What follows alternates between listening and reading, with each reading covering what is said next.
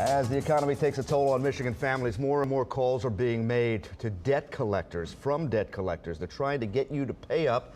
And if you owe somebody money, there's nothing wrong with that. However, a lot of times the tactics these people use are unfair, even illegal. Mike Jafar is with me from the law firm Jafar and Mahdi in Dearborn. They specialize in consumer issues. What's going on, Mike, today with debt and debt collectors? It seems like it's a growing field and more calls are being made all the time. Millions of dollars are being made these days by debt collectors, overzealous debt collectors, and these people are paid when they profit off of your misery.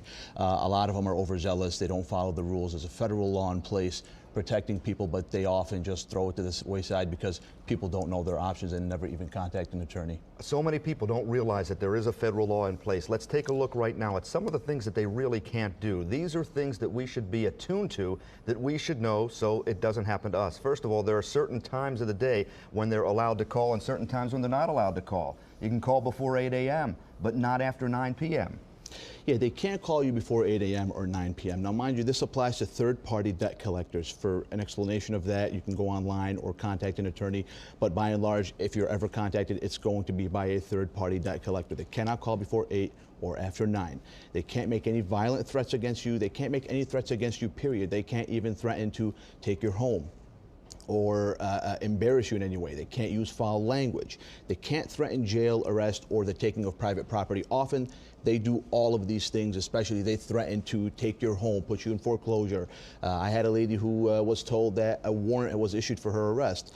They cannot contact family and friends. This has been their way of embarrassing people by all over the country by calling your family, calling your friends, more importantly, calling your place of employment. Okay, this has been humiliating for people. So, Mike, you say they can't do that, but we know that they do that Yes. at times. What should we be doing when the phone call comes to us? How should we be handling that? Always answer the call. First thing you do, grab a pen and paper. Write down, make notes, as many notes as possible. Ask who's calling you, where they're calling you from, and dispute that you owe the debt. Even if you owe it, just dispute that you owe it. Tell them you want to see proof, okay? Send a validation notice. Ask them where to send the validation notice to. A validation notice is basically a written request that they prove that you owe the debt and that they have the authority to collect the debt. Write down, make notes of each and every single thing you can remember from that phone call and tell them not to ever contact you again and immediately contact an attorney. Once you contact an attorney, the next time they call you, if you tell them you have an attorney, that triggers some of the most important provisions of the law which prohibit them from ever contacting you again. So many people email us and call us on the phone and say, you know I had this debt, I had this problem, took care of it a long time ago. It's over, it's been over for years, but now I'm getting these calls suddenly from these people that say, I owe the money, and they're being nasty to me. It happened to my mother. It's a very common problem. What happens in this industry is there's a huge industry at debt collection.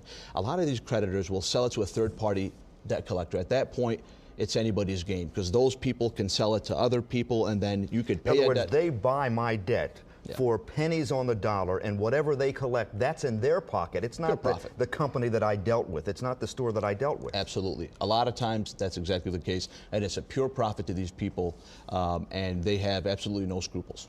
Some of them operate that way. There are legitimate ones out there that try to call people and help educate them so that they can pay off their debts. We have a lot of information on our website from Mike's law firm.